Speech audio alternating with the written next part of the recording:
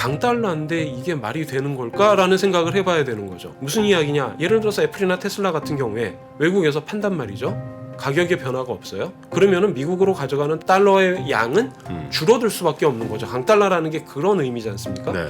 그래서 지금 무슨 이야기들을 하고 있냐면은 3분기에 미국 기업들이 얼마나 강달러에 의해서 손실을 받느냐라는 것들을 추정을 하고 있는데 대략적으로 한 2% 정도 손실을 봤다라고 추정을 하고 있어요.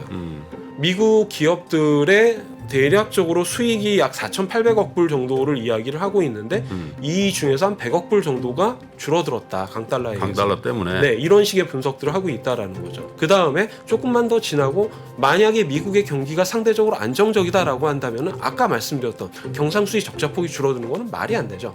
다시 벌어질 수밖에 없어요. 싼 수입 물건들을 더 많이 사서 대체를 할 테니까요. 이게 우리가 여태까지 봐왔던 미국 경제의 움직이는 흐름이기도 하고요.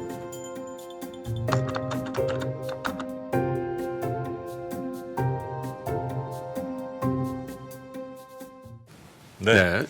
한국금융연수원의 주현수 교수님, 아침 시간엔 처음 저희가 모신 것 그렇죠. 같습니다. 저녁하고 글로벌 저 오후에는 오셨는데. 네, 맞습니다. 자, 반갑습니다. 어서 오십시오. 네, 안녕하세요. 네, 금융연수원은 누구를 연수시키는 겁니까? 저희는 이제 금융기관 직원들, 은행 쪽 주로 이제 많이 연수를 시키고 있죠. 네, 네. 네네. 우리 금융기관 직원들을 대상으로 좀 아주 강도 높은 교육을 하시는 거겠군요. 저희는 그렇게 희망하고 있습니다만 어떻게 받아들이실지는 잘 모르겠네요. 그렇습니까? 네. 자, 그러면 이제 지금 우리가 봐야 될 게 뭐 여러 가지가 좀 있잖아요. 이번 주에 또 FOMC도 있다고 하는데 네네. 가장 중요하게 봐야 될 건 혹시 뭐라고 혹시 판단하고 계십니까? 뭐 지금 말씀하신 바와 같이 FOMC에서 어떻게 FOMC. 결정하느냐가 가장 큰 문제겠죠. 조금 분위기가 좀 바뀐다는 얘기도 있고요. 네, 그런 이야기가 조금 돌고 있습니다. 그 최근에 이제 이야기들을 보면은 좀 흥미로운 점들이 발견이 되는데 예를 들어서 이제 세인트루이스의 블라드 같은 경우에 뭐라고 얘기를 했냐면은 내년 초까지는 계속해서 빠른 속도로 그 프론트 로딩을 할 거다. 즉 금리 인상을 계속해서 빠른 속도로 하지만 네. 그 이후에는 이제 어느 정도 안정화되고 그러면은 이제 미세 조정으로 넘어갈 것이다라는 언급을 했어요. 사실 이분이 좀 공격적인 이야기들을 몇 번 했었기 때문에 그렇죠. 이런 식으로 얘기를 했을 때 이제 금융시장이 좀 당황을 했었죠. 이게 뭐지? 뭐 지금 와서 뭐 갑자기 뭐 이런 얘기를 하냐라고 얘기를 했었는데 바로 그 다음 날 샌프란시스코의 달리가 뭐라고 얘기를 했냐면은 이제 그 금리를 낮추는 시점하고 계획에 대해서도 좀 생각을 해봐야 된다라는 얘기를 던졌죠. 훨씬 구체적이네요. 예, 훨씬 더 구체적이지만 또 구체적이지 않은 부분이 그래서 언젠데라고 얘기를 하면 아무 얘기도 없었다는 좀 그런 이야기가 되죠. 그리고 이제 이거는 미국 얘기는 아닙니다만 27일 날 이제 캐나다에서 그 기준금리를 올리면서 그 BOC의 거버너가 뭐라고 얘기를 했냐면은 지금 이 그 긴축 기조가 거의 끝나가고 있다. 아직 다 끝나지는 않았는데 그래도 끝나가고 있다라는 이런 세 가지 이야기를 던집니다. 실제로 금리도 50bp만 올렸잖아요. 그렇죠. 원래 시장에선 75bp를 얘기를 하고 있었는데 이제 50bp로 그 제한을 하면서 이런 예. 이야기가 나왔던 거죠. 그래서 지금까지 이야기를 해보면 기존에 이야기했던 공격적인 이야기들, 즉 예를 들어서 뭐 클리블랜드의 메스터나 이런 사람들이 내년에 금리 인하가 있을 것 같니? 나는 잘 모르겠는데 뭐 이제 이런 식의 이야기를 하던 것과 비교를 해보면은 예. 확실히 조금 도비시해지는 것이 아닌가 하는 그런 기대를 줄 수 있는 비둘기파적인. 예, 약간 그런 느낌들을 주고 있습니다. 다만 제가 이제 한 가지 말씀드리고 싶은 거는 우리가 피벗이라는 이야기를 하고 있는데 그 피벗의 정의가 도대체 뭐냐라는 거죠. 즉 다시 말해서 금리를 이렇게 쭉 올리고 있다가 금리를 더 이상 안 올리면 그거를 피벗이라고 이야기를 할 수 있는 거냐? 원래 의미는 금리를 내려야 피벗이죠. 그렇죠.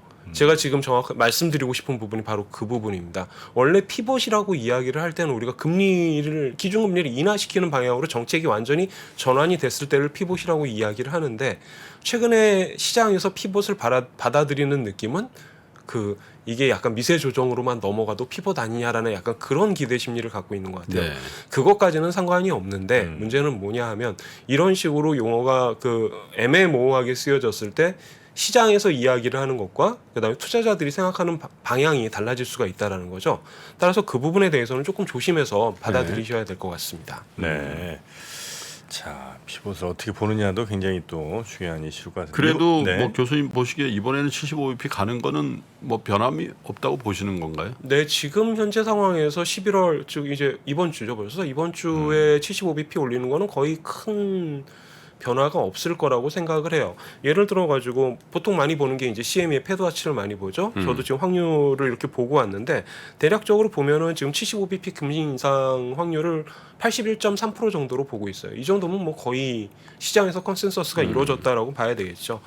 그런데 이제 이 부분보다는 조금 더 생각을 하는 게 뭐냐면 12월에는 어떻게 되지? 지난번에 전도표에서는 50bp 이야기를 했었는데 라는 부분이 되는 거죠. 그래서 일부 이제 좀 그 피봇에 대한 논의를 조금 더 공격적으로 하고 싶은 쪽에서는 12월에서 25bp가 될 수도 있어라는 그런 주장을 내기도 하고 있는 거죠. 근데 아직까지 시장 전체적으로 봤을 때는 25bp 전망하고 있는 확률이 8%대, 8.8%가 나오는데요. 이 정도고 더 재미있는 건 50bp를 보고 있는 확률이 지금 46.9%. 네. 그다음에 75bp를 보고 있는 게 44%. 이 정도로 나오고 있어서 12월에? 네, 12월에. 어휴. 그러니까 아직까지는 좀 공격적인 스탠스를 시장에서 보고 있다라는 그런 점이겠죠. 그래서 최근의 주장이 그 뭐라고 이야기를 해야 될까요? 그러니까 확실하게 많이 그 널리 퍼지는 그런 주장이라고 보기엔 조금 어렵다는 거죠. 그리고 좀 생각을 해보면은 네. 우리가 이번에 금리 인상을 이야기를 할 때 계속 인플레이션에 대한 이야기를 하지 않았습니까? 인플레이션하고 고용에 관련된 이슈죠. 그래서 인플레이션 어떻게 됐는데 그러면 9월 보면은 CPI 기준으로 8.2% 찍고 그 다음에 PCE 기준으로 6.2 뭐 이 정도로 찍었단 말이죠. 그리고 나서 그럼 10월은 어떻게 될 것 같니? 그러면 대부분의 사람들이 지금 이야기하고 있는 거는 그 뭐 고점을 찍고 내려오긴 하지만 여전히 높은 수준을 유지할 거야라고 이야기를 하고 있죠. 그래서 보면은 예를 들어서 클리블랜드 패드 같은 경우에는 CPI 자료를 나우캐스팅을 하고 있는 자료가 있어요. 즉 다시 말해서 지금 10월 자료를 추정을 해서 제시를 하고 있다라는 거죠. 이 자료를 보면은 CPI 기준으로 8.1%를 찍고 있어요. 안 떨어지네요. 별 차이 없다라고 생각한다라는 거죠. PCE 기준으로 보면은 뭐 6.25 이 정도니까 거의 네. 변함이 없다라고 생각하는 거예요. 그러면은 인플레이션에 대한 압력이 아직까지 유지되고 있는 상황에서 스탠스를 바꾸기에는 좀 근거가 취약하다. 네. 이런 식으로 봐야 되지 않을까라고 생각을 합니다. 그 75, 50, 25, 12월에 만약에 이렇게 세 개의 가능성 중에 하나일 거잖아요. 네네. 세 개 중에 예를 들어 75면 어떻고 50이면 어떻고 25면 우리 시장은 어떻게 됩니까? 일단 기본적으로 그 기본적인 스토리라인은 FOMC에 따르면은 네. 점도표가 125bp를 찍고 있잖아요. 그러니까 11월에 11월에 75bp, 12월에 50bp가 이제 가장 베이스라인 시나리오가 될 거예요. 이런 상태에 됐을 때 한국에서는 어떻게 될 거냐? 물론 이제 나중에 다시 한번 얘기할 수 있는 기회가 있을 수도 있겠지만 지금 50bp를 더 인상해야 되느냐, 25bp를 인상해야 되느냐 이 부분이 첨예하게 나타나게 될 거예요. 만약에 150bp로 간다, 75bp, 75bp로 간다.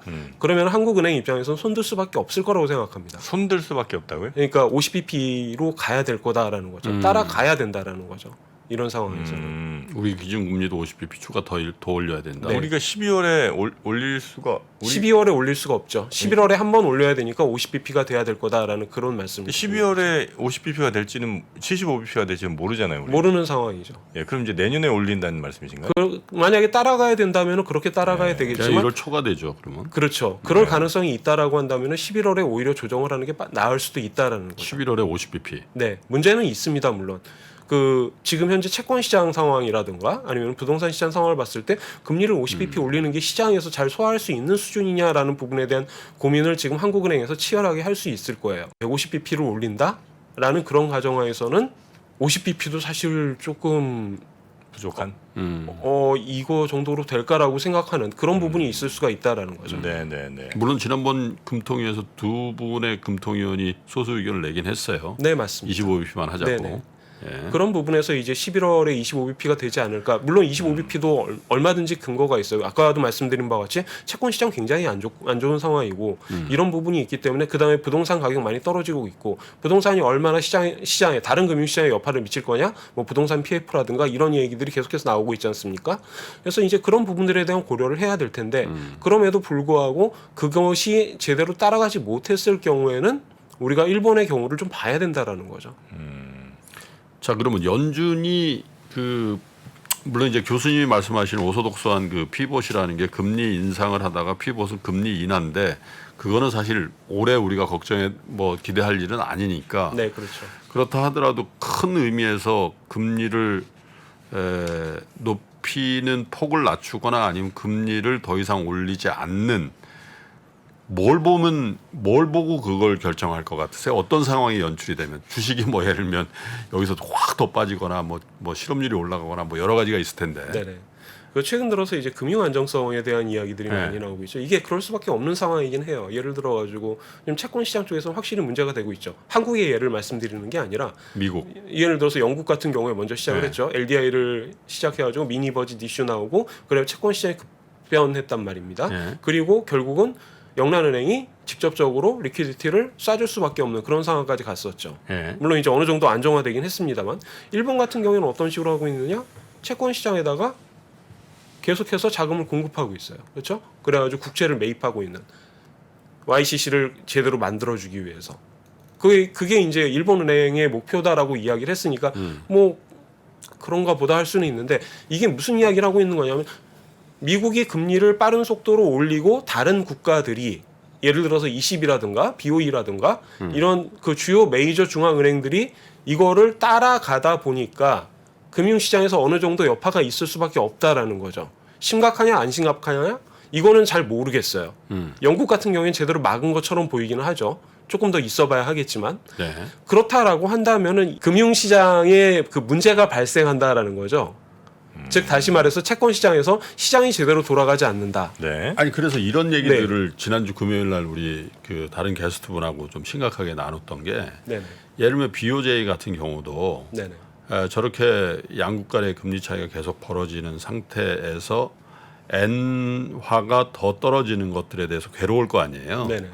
결국은 그러면 갖고 있는 미국채를 팔 수밖에 없고 미국채를 이제 집중적으로 팔게 되면 사실 미국 시장에서 영국에서 경험했던 그런 채권 시장의 앙등이 나오면 이제 사실 미국에도 펜션이 크니까 네네. 거기서 다시 손절이 나오고 그래서 금융 시스템 쪽으로 금융 시스템이 전염될 가능성이 있는 거를 미국 연준에서 알게 됐다라는 거죠. 네네. 그래서 이제 미국에서 그 이후에 보면 약간 완화적인 스탠스로 바뀌는 제어연은 총재들도 나오고 그리고 월스트리트에서 보도를 했잖아요. 네네. 분석 기사를 네네. 소식통을 인용해서 이제 그래서 이번에 어떤 스테이트먼트나 이제 기자들하고의 질문 답변도 훨씬 더 시장 친화적으로 나올 가능성이 있지 않냐. 이렇게 기대를 하고 이제 랠리를 하는 것 같단 말이에요. 맞습니다. 예? 그런 방향으로 가고 있는 거죠. 근데 이제 몇 가지 좀 생각을 해봐야 될 게 있는 게 뭐냐면은 일단 일본 같은 경우에는 그 상황을 어떤 식으로 지금 커버를 하고 있느냐. 조금 전에 말씀드렸었죠. 그 엔화 약세를 감당할 수 없다. 150엔까지 갔었죠. 150엔까지 갔을 때 결국 일본은행이 한 건 뭐였냐면은 그냥 인터벤션이에요. 즉 예. 외환 시장에 직접적으로 개입을 해버린 거죠. 2번에서 3번 정도 개입한 것으로 알려져 있는데 그래가지고 결론이 뭔데? 그러면은 금요일 날 밤에 개입을 해가지고 월요일 날 아침에 와 보니까 다시 그대로 돌아가더라라는 거죠. 즉 다시 말해서 자금을 집행을 했지만 기대한 바, 즉 엔화가 150을 넘어가는 거는 용납할 수 없어라는 부분에 대해서 어느 정도 떨어졌던 거는 사실이죠. 145까지 떨어졌었죠 그때. 다시 네. 147, 148까지 바로 반등하는 그런 모습을 보여줬단 말이죠. 예. 이게 첫 번째고 두 번째 같은 경우에는 일본 같은 경우에 그러면 이걸 어떻게 할 건데 일본이나 중국이나 마찬가지입니다. 두 그렇죠. 국가가 지금 기준금리를 안 올리고 있죠. 그래서 네. 뭘 하고 있느냐? 미국 채권을 팔고 있어요. 그러면은 이것이 어느 정도 영향을 미치느냐? 이게 어떻게 보면은 올해 내내 벌어진 현상이었던 미국의 강달러화를 만들어준 거죠. 예. 그러면은 미국 입장에서는 두 가지 정도를 생각을 해볼 수가 있습니다. 첫 번째는 뭐냐면 이런 식으로 외국에서 국채 보유를 줄이고 있다라고 한다면 이 부분을 어떻게 커버할 것인가라는 부분인 거죠. 사실 이 부분에 대해서는 그렇게 마땅치가 않아요. 다만 한 가지는 있죠. 이게 전 세계 전 다른 국가들로 퍼지는 것을 방지하기 위해 가지고 피마 어카운트를 만들어 놨죠. 즉 다시 말해서 외국계 중앙은행이나 머니터리 어서리티들이 국채를 팔아야 되는 시점이 된다라고 한다면 국채를 직접 시장에다 팔아가지고 영향을 미치지 말고 레포를 이용을 해가지고 FRB 뉴욕에다가 담보로 제공을 하고 자금을 가져가라. 이런 식으로 지금 처리를 하고 있었던 게 지금 최근의 시스템인 유통시장에 거죠. 안 나오게. 그렇죠. 예. 그 부분이 이제 첫 번째가 되는 거고요. 두 번째로는 이제 그 새로운 이야기들을 하기 시작했죠. 이게 이제 아까 말씀드린 시장에서 랠리 부분과 이어지는 건데 10월 말에 FRB 뉴욕에서 스탬 리포트가 하나 나오는데 여기에서 굉장히 신기한 이야기가 나옵니다. 제가 그냥 간단하게 번역을 해보면은 알스타스타라고 이야기를 하고 예. 금융안정 실질 이자율이라고 제가 그냥 간단하게 번역을 해봤어요. 이 개념은 뭐냐 하면은 우리가 기존에 이야기를 할 때 이자율이라는 거는 뭐라고 이야기를 하냐면은 그냥 실질 이자율이 있고 이게 중립금리 수준이 어디냐 시장에서 처리가 되는 금리 수준이 있을 것이다라고 이야기를 했었죠. 네. 그런데 이 개념은 뭐냐면은 금융시장의 위기를 아. 스트레스를 주지 않는 예. 최적 수준의 금리는 어디냐라는 거를 예. 논문으로 작성을 한 거죠. 근데 이게 이제 재미있는 점은 뭐냐면 뭐 이론적인 내용은 다 제껴놓고 봤을 때 딱 한 가지만 말씀을 드리면은 금융시장에 스트레스가 주어졌을 때 이 저자들의 분석에 따르면은 실질 이자율 아래로 이 알스타스타라는 금융 안정 실질 이자율이라는 것이 내려오는 경향이 있다. 이렇게 된다라고 한다면 그 사람도 저자가 연준 직원들이 연준입니다. 예. 네네. 연준 애널리스트들. 예예. 연준의 이코노미스트들이죠. 예. 이렇게 된다라고 한다면 실제적으로 금융시장의 안정성을 유지하기 위해서는 우리가 기존에 봤었던 중립이자율보다는 더 낮은 수준, 그거보다 조금 낮은 수준에서 금리를 유지해야 될 필요가 있다. 네. 즉 다시 말해서 연준의 그 정책적인 움직임 폭이 제한될 수 있다라는 것을 지적을 한 것이죠. 그런 점에서 향후에 연준의 움직임이 제한될 수 있을 것이다라는 이야기가 진행이 된 것이죠. 네.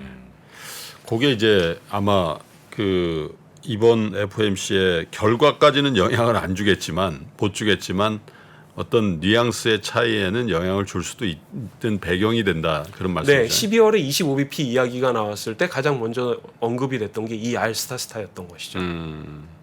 통상 그런 그 연준 내 이코노미스트의 논문이나 이런 것들이 그 프로젝트에 따라 틀리겠지만 본인들이 그냥 흥미로워서 그 쓰진 않잖아요.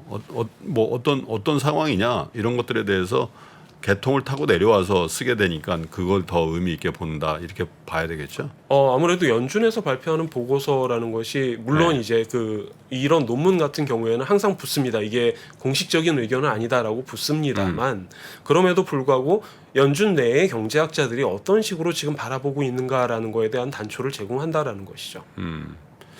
근데 또 반대쪽에 보면 인플레이션이 영 안 잡힐 것 같으니까 네네.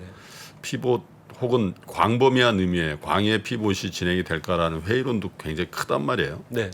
인플레이션에 대해서는 교수님 어떻게 보고 계시는지요? 네, 아까 말씀드린 것처럼 인플레이션 그렇게 빠른 속도로 내려오지 않을 것이다라는 것도 제 생각이고요.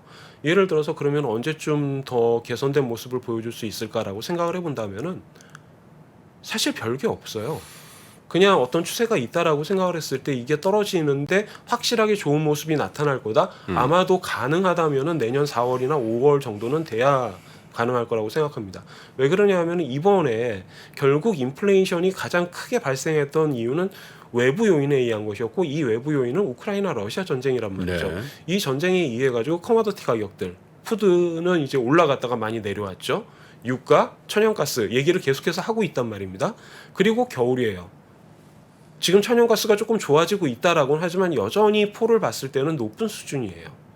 그러면 이게 언제나 개선될 수 있을까? 그럼 겨울은 지나야 된다라는 거죠. 그리고 겨울이 지나고 나면은 3월, 즉 다시 말해서 기저 효과를 생각해 볼 수 있는 시점이 도달할 네. 것이고, 그럼 그때나 되어야 어느 정도 인플레이션이 이것도 희망사항입니다만 그렇게 보는 게 가장 기본적인 지금 베이스라인 시나리오가 된다라는 것이죠. 그 다음에 생각해 봐야 될 게 미국에서 시간당 임금이 어느 정도 개선되느냐. 2000년 이후에 계속해서 5%대의 시간당 임금 상승률을 보이고 있는데 이거는 2년 넘게 이렇게 유지가 되면 사실 감당하기 어렵단 말이죠. 그럼 인플레이션에 어느 정도 작용할 수밖에 없어요. 그러면 이게 어느 정도로 더 떨어져 줄 수 있느냐라는 부분을 좀 생각해 봐야 된다라는 거죠. 예. 그래서 그 향후에 이제 겨울에 요 수치들을 좀 주의 깊게 보시는 게 CPI를 바라보실 때 좀 도움이 되지 않을까 싶습니다. 근데 사실 주시장만 보면은 10월만 아까도 이제 박병창 부장님 시간에 얘기가 있었습니다만은 다우 지수가 14%가 올랐어요.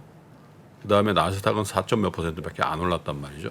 사실 그거는 금리에 훨씬 민감한 나스닥은 별로 안 올랐고 금리에 사실 덜 민감하고 실적이 더 개선이 됐던 다우 지수는 많이 올랐단 말이죠. 그래서 네.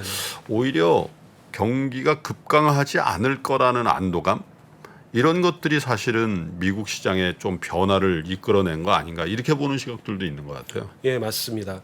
그 지금 이제 골드만삭스에서 얼마 전에 예. 얘기했던 게 이제 가장 기본적인 이야기인데 그 이쪽에서 이야기를 하고 있는 거는 그냥 간단해요. 그 일단 우리 GDP 보고 GDP 추세를 보니까 이게 예. 확실히 잠재 성장률 아래로는 내려와 있다.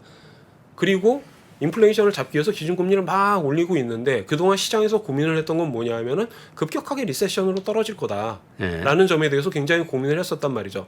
근데 이쪽에서 봤을 때는 지금 고용시장을 봐라. 고용시장을 보면은 이게 타이트한 게 완화되고 있는 거지. 여기에서 어떤 급격한 그 노동시장의 붕괴가 발생하고 있는 것처럼 보이지는 전혀 않는다라는 예. 게 포인트다라는 거죠. 그러면서 이야기를 하는 게 여전히 고용을 하고 즉 고용 시장에서의 공급과 수요를 봤을 때는 수요가 여전히 높다.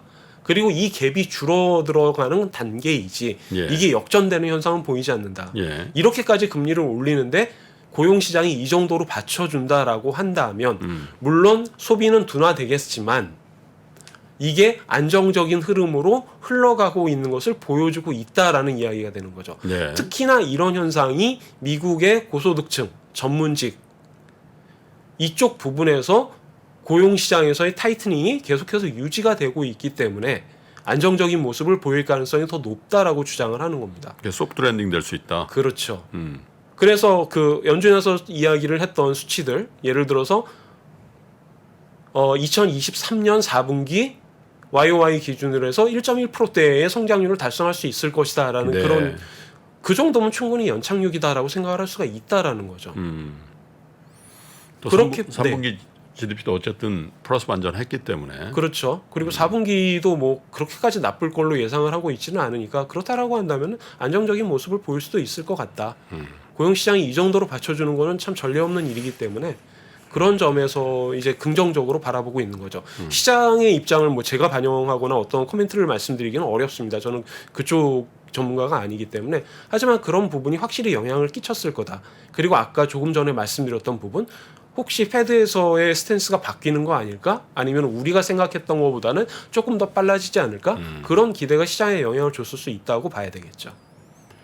야, 그러면은 그 미국이 연준에서 뭐 조금 스탠스를 조금 완화한다 하더라도 미국 경제가 만약에 그렇게 소프트 랜딩 할 수 있다라는 걸 보여주고 또 나머지 국가들은 어쨌든 상대적으로 되게 열악한 모습들이 나온다면 지금 진행되고 있는 달러 강세도 여간에서는 뭐 더 많이 크게 오른다기보다는 이렇게 내려가는 모습도 기대하기 좀 힘든 거 아니에요? 어차피 펀더멘털 반영하는 거잖아요. 그렇죠. 환율이라는 게. 네네.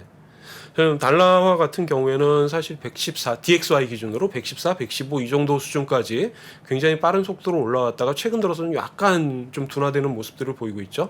몇 가지 요인들을 생각을 해볼 수가 있는데 첫 번째로는 대내외 금리차 우리가 그렇게 많이 강조하는 예. 이 이야기 생각해 보면은 미국이 금리를 미친 듯이 올리고 있지만 결국 다른 중앙은행들도 따라 올라간다라는 거죠. 22, 75bp 두 번 뭐 이런 식으로 나타나니까.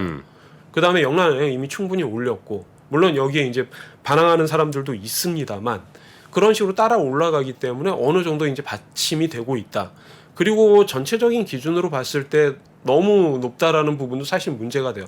무슨 이야기냐면은 유로 달러 페리티, 그 다음에 달러 파운드 페리티 이거 조금 난해하다라는 거죠. 시장에서 받아들이기에. 그러니까 어느 정도 저점에 대한 이야기를 할 수밖에 없고 그 다음에 두 번째로 올해 내내 있었던 올해 특히나 이제 2분기 이후에 벌어졌던 현상이 뭐냐 하면은 그 달러화 선물 시장에서 봤을 때 굉장히 그 스페큘레이션이 강하게 나타났었단 말이죠. 역사적으로 가장 높은 수준까지 갔었어요. 즉 롱 포지션이 차지하는 비중이 전체 시장에서 한 80% 정도까지 됐었는데요. 이 정도면은 굉장히 높은 수준이라고 이해를 하시면 됩니다. 그리고 이게 약간씩 풀리는 모습들이 보이고 있어요. 최근 들어서. 즉 다시 말해서 어느 정도 스페큘레이션 쪽에서 달러화 강세를 논하기에는 이제 어느 정도 한계가 온 것 같다라는 그런 시각들이 있는 거죠.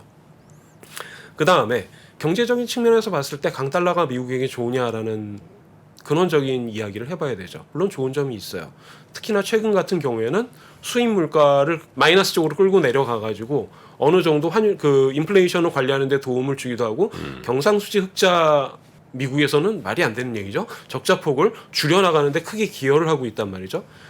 3분기 자료를 보시면은 지금 수출보다 수입이 큰 폭으로 둔화된 것을 보실 수가 있어요. 미국 같은 경우에는. 어차피 달러 텀으로 하는 거니까. 그렇죠. 예.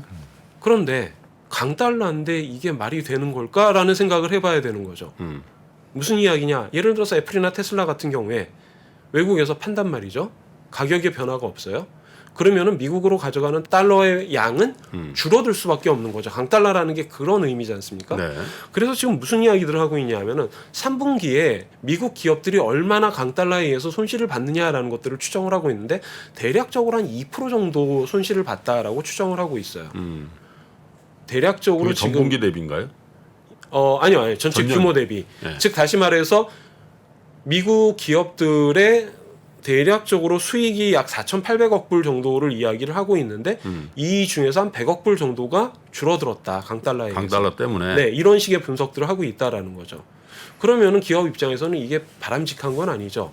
그리고 그러면은 그때의 반응은 뭐가 될까요? 우리나라에서 보는 것처럼 애플 가격 올리고 테슬라 가격 올리고 이런 식으로 될 수밖에 없는 거고 조금 전에 말씀하신 것처럼 외국들 즉 미국을 제외한 지역의 경기는 안 좋은데 가격을 올려야 되는 상황이 된 거라는 거죠. 그러면은 미국 기업들 입장에서는 이게 바람직하지 못한 스탠스가 되는 거고 그 다음에 조금만 더 지나고 만약에 미국의 경기가 상대적으로 안정적이다라고 한다면은 아까 말씀드렸던 경상수지 적자폭이 줄어드는 거는 말이 안 되죠. 다시 벌어질 수밖에 없어요. 싼 수입 물건들을 더 많이 사서 대체를 할 테니까요. 이게 우리가 여태까지 봐왔던 미국 경제의 움직이는 흐름이기도 하고요. 주 교수님이 보시는 연준의 스탠스의 변화의 조건이 있는데 그거는 좀 명확해질 때까지 피봇이라고 얘기할 만한 상황으로 가기 좀 어려울 것이다. 이런 말씀이시죠? 네, 저는 그렇게 생각하고 그렇죠. 있습니다. 그래서 네. 시장에서 너무 큰 기대를 하지 마라. 피봇이라 하면 금리를 높이고 있을 때 낮춰야 피봇이지. 네. 그래서 피봇 발 주가 상승에 대해서 물론 주가의 전문가는 아니라는 전제를 하셨지만 그 부분이 왜 그런 얘기들을 자꾸 하는지에 좀 경계를 대해서는 하자. 네, 잘 모르겠다. 섣불리 이런 말. 피봇 기대하지 마라. 네, 그런 말씀을 네. 하신 거고요. 그 다음에 이제 달러가 당분간 더 강세가 될 가능성에 대해서도 염두에 둬야 된다. 달러 더 강세 염두. 그러니까 뭐 예를 들면 우리가 피복과 함께 기대하는 게 달러의 약세 반전에 대해서 진전이 있을 것이다 기대를 하고 있잖아요. 네. 사실 달러의 약세 반전이 없으면 코스피를 비롯한 이 코스닥 같은 이 신흥국 시장이 좋지 않을 게 뻔하니까 사실 연준의 피복과 함께 달러 약세가 이루어지면 미국 시장보다 오히려 우리 시장이 더 높아질 것이다. 이런 기대가 저간에 있거든요. 근데 그 기대도 좀 너무 섣부르다. 왜냐하면 미국 경기가 다른 권역 예를 들면 유로존이나 영국 혹은 일본에 비해서 훨씬 좋다는 거 아니에요 지금. 그렇죠. 네, 그러면 당연히 펀더멘털을 장기적으로 반영하는 게 환율인데 네. 통화 정책뿐만 아니라 이 펀더멘털에서도 강달러의 소지가 더 많다 이렇게 보시는 거잖아요. 그 여기서 이제 한 가지 확실하게 말씀드리고 네. 싶은 게 강달러라기보다는 지금 현재 수준에서 유지될 가능성이 높다라는 거죠. 그 네. 급락할 가능성은 약세 적다. 전환하기 힘들다. 네, 그런 식으로 말씀드리는 게 좋을 것 같습니다. 네. 네. 뭐 그 정도입니까? 더 해드려야 돼요? 아니 형님 좀 있는 건 다 해주세요. 네, 저는 참 그리고 뭐 네. 이번에는 75bp 할 게 확실하고 거의 확실하고 네. 12월은 개인적으로 50bp 개인적으로 50bp. 50bp 정도. 할 거고 그 정도면 우리가 약간 네. 좀 시장을 기대해도 괜찮은 수준이에요? 아니면 별로 그냥 안 좋은 거예요? 그냥 그런 거예요? 지금까지는 그 뭐랄까요 시장에 이미 먹임이 되어 있던 정보들이죠. 사실 50bp라고 하면 많은 분들이 뭐 아니 그거는 당연한 얘기고 그 다음에 어떻게 바뀔 것 같은데라는 말씀들을 하실 거예요. 그러니까 이미 시장에 적용이 된 정보라는 거는 사실 가치가 없는 거죠. 네. 그럼 그것이 이제 시장에 어떤 영향을 미친다라기보다는 그 이후에 죄송합니다. 그 이후의 전개 과정이 네. 어떤 식으로 흘러갈 것이냐라는 점을 조금 생각해 봐야 될 필요가 있다라는 거죠. 그래서 이제 주 교수님이 한국의 이 금통위에서도 어쩌면 11월 그 금융통화위원회에서도 50bp 빅스텝이 나올 가능성도 있고 만약에 여기서 안 되면 1월 달에도 금리 인상의 속도를 더 늦추기가 힘들 가능성도 있다. 이렇게도 말씀하셨단 말이죠. 네, 저는 그렇게 보고 있습니다. 요게 정리입니다. 여기에 이제 정권이. 지금까지 말씀 주신 내용들이군요. 아니 뭐 증권회사 애널리스트나 이코노미스트 나오셔서 얘기했을 때하고 뭐 특별히 어려운 것 같지 않았는데 유독 제가 좀 반성을 많이 하고 정프로가 있습니다. 교수님한테 좀 약한 거. 아, 제가 교수님 공포증 있나 봐요. 그 제가 좀 말을 네. 만연체로 던지는 경향이 있지요, 사실은. 그렇습니까? 그래서 그런 부분에서 아마 조금 헷갈리셨을 것 같아요. 네. 아, 나는 쭉 빠져 있었거든. 그러니까 빠지시는데 저랑 지금 우리 최 팀장이랑 막 엉뚱한 지금 토론들이 벌어져 갖고 잠깐 귀에 제가 침 맞았어요? 네네 침 한번 좀 맞았어요. 네. 이게 문제인가요 혹시? 귀에 침 맞았구나. 자 일단 한국 얘기 좀 해보죠. 한국 얘기. 네. 한국 경제에 대해서 굉장히 그래서 이런 환경하에서 굉장히 걱정된다라는 얘기들이 거의 일색이에요. 네. 그렇죠. 지금 금융시장도 불안정한데 금리도 올려야 되는 상황이고 더더군다나 국제 수지 이 무역 수지를 비롯해서 다 적자 커지고 있고 어떻게 보아야 돼요? 뭐 안 좋죠. 일단 안 좋은 거는 사실이고요. 그렇다고 해서 이게 많이 안 좋으냐 하면 저는 그렇게까지 생각하지는 않아요. 일단 정책적으로 잘못된 스텝에 의해 가지고 금융시장이 불안했다. 뭐 이거는 뭐 좀 화가 나는 일이긴 하지만 뭐 그럴 수도 있는 거죠. 어떤 의미에서는 영국도 그러는데 그런 점에서 이거를 얼마나 잘 극복해낼 수 있느냐 이런 부분이 사실은 포인트가 되는 거죠. 예. 그래가지고 한국은행하고 이제 정부를 통해 가지고 뭐 50조 원을 더 추가적으로 투자하겠다, 뭐 투입하겠다, 뭐 이제 이런 이야기가 나왔어요. 이 정도로 해갖고 시장이 잘 정리가 될 것이냐라는 부분은 좀 생각을 해봐야 되겠지만 그러면은 이제 우리가 조금 앞으로 돌아가서 영란은행은 그러면 어떻게 했지? 라는 부분이 나오는 거죠. 왜 그러냐면 영란은행의 그 미니 버짓 문제가 발생을 했을 때의 스탠스는 금리를 계속해서 인상을 하고 그다음에 QT를 해가지고 그동안 국채를 다시 시장에다가 내다 파는 형태의 스탠스를 가지고 있었단 말이죠.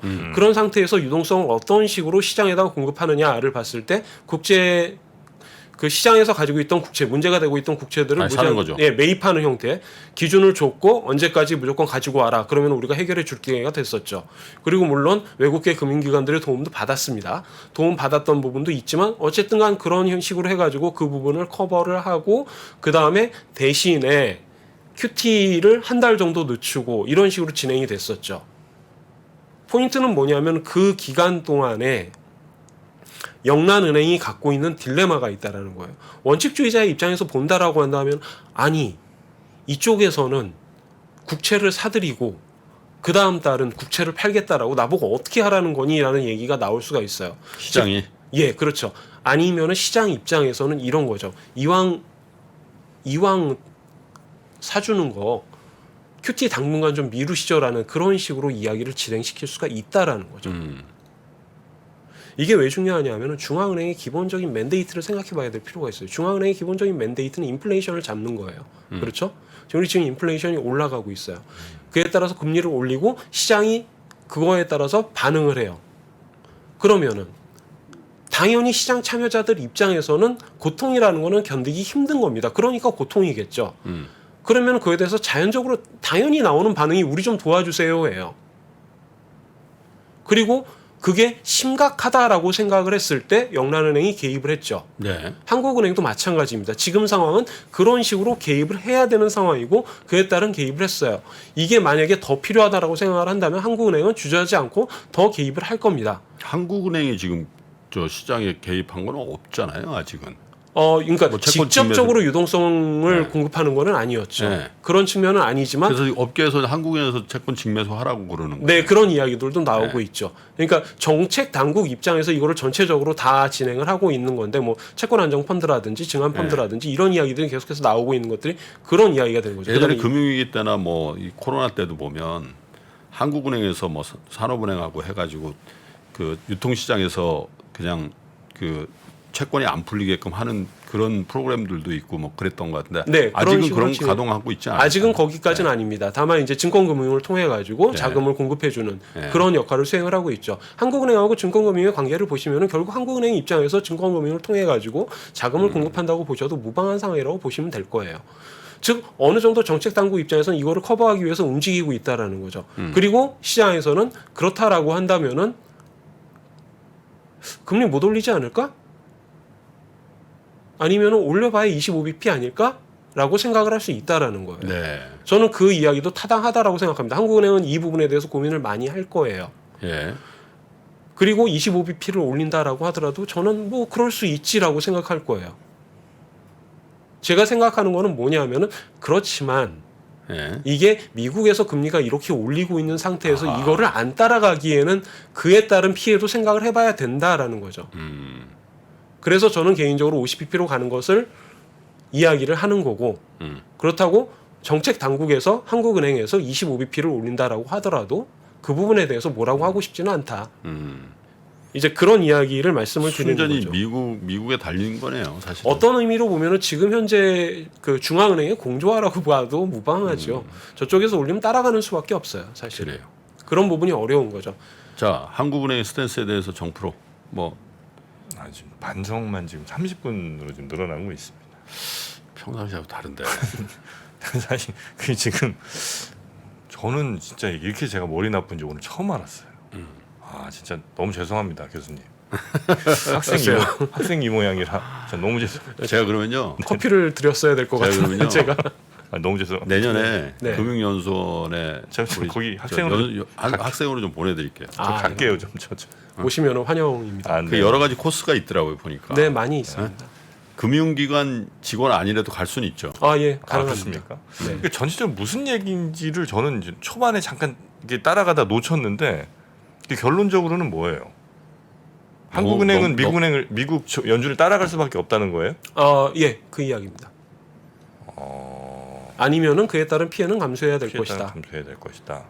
그러니까 정책의 여력이 별로 없고 정책의 여력이 양쪽에 다 별로 많지가 않아요. 네. 그게 문제라는 거죠. 시장이 너무 오버하면 하는 건 좀 경계해야 된다. 네, 뭐 이런 지금 입장이시죠. 시장이 약간 오버하려는 움직임이 좀 있습니까? 그거는 제가 답변 그건 드리긴 좀 아니에요. 어려운 부분인 것 같습니다. 그렇게 느껴진다니까. 그래서 아까 피봇이 그랬잖아. 딱 피봇이라는 게 원래 이제 저 여기를 바라보고 있다가 딱 돌아서서 공 넣는 거 아니야. 네, 180도, 방향 전환. 180도 돌아야지 피봇이 되는 건데 약간 저쪽으로 향하는 걸 스톱한 상태에서도 피봇이라고 하는 거는 좀 그렇다. 예. 근데 뭐 긍정적으로 생각을 해보자면은 이렇게 생각해 볼 수도 있어요. 피봇이라는 단어의 정의에 너무 연연하지 않고 75bp 계속 올리다가 네. 이게 미세 조정적으로 넘어가기만 하더라도 그 정도면 이제 어느 정도 안정화된 거 아니냐라고 시장에서는 바라볼 수도 있지 않을까요? 그러니까 예를 저는 그 들면 부분도 크다라고 자, 생각하거든요. 금리 5% 올렸는데 다음 달에 1%만 올린대요. 물론 이제 비현실적이지만 네네. 그냥 그러면 피봇으로 느낄 수 있잖아요. 그러니까 피봇이라는 것이 반드시 예를 들면 중앙은행이 금리를 0.25% 올리다가 0.25% 내리는 것만이 피봇이 아니고 5% 올렸는데 갑자기 1%로 올리는 폭을 낮춘대요. 그것도 피봇으로 시장은 충분히 인정할 수 있는 거 아닙니까? 이제 그렇게 물론 이제 그 극단적인 방향이겠습니다만 네. 그럴 때는 피봇이라는 단어를 쓰면 안 쓰기보다는 된다는 거예요? 중앙은행의 정책에 약간 조정이 있었다 정도로 이야기를 하는 게 좋다라는 거죠. 아 그래요? 제가 왜 이 말씀을 드리는 거냐면은 그 피봇이라고 이야기를 했을 때 사람들이 생각하는 것과 정책의 변화다라고 이야기를 했을 때 시장의 반응이 달라야 된다라고 생각을 한다라는 거죠. 지금은 어떻게 보면 피봇이라는 그 컨셉을 갖다가 시장을 오도하는 거 아니냐라는 그런 말씀을 드리는 거예요. 그러면은 피봇이라는 걸 봤을 때 어떤 사람들은 그러고 그러면은 중앙은행이 이제 금리를 내리나 봐. 다른 사람들은 그 이야기를 다 읽고 아 이거는 금리를 내린다라는 얘기는 아니고 그냥 금리를 어느 정도 완만하게 유지를 할 거다라는 얘기구나라고 생각을 할 텐데 이런 식으로 시장이 광범위하게 의견이 갈리게 되면 동일한 단어에 대해서 의견이 갈리게 되면은 시장에 아무래도 노이즈가 낄 수밖에 없다라는 거죠. 그래. 그게 더 안 좋다라는 거죠. 제 네. 입장에서는.